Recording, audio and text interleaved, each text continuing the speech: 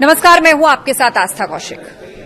सोचिए, दुनिया का सबसे जरूरी तेल रास्ता अगर कुछ दिनों के लिए भी बंद हो जाए तो पेट्रोल डीजल से लेकर खाने पीने की चीजों तक सब कुछ महंगा हो सकता है।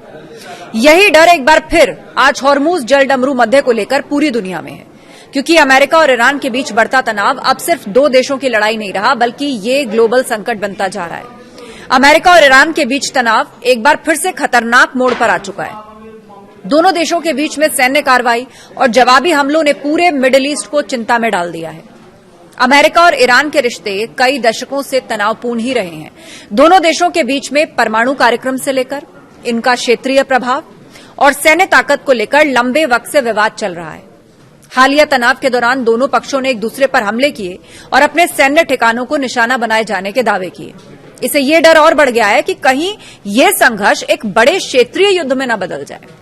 अब सवाल आता है कि क्या ये एक बड़ा युद्ध बन सकता है।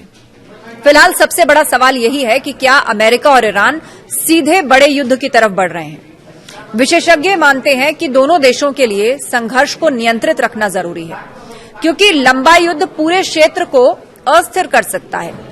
लेकिन अगर हमले बढ़ते हैं और कूटनीतिक रास्ते कमजोर पड़ते हैं, तब खतरा और बढ़ सकता है। अब सवाल यह आता है कि भारत पर इसका क्या असर पड़ सकता है।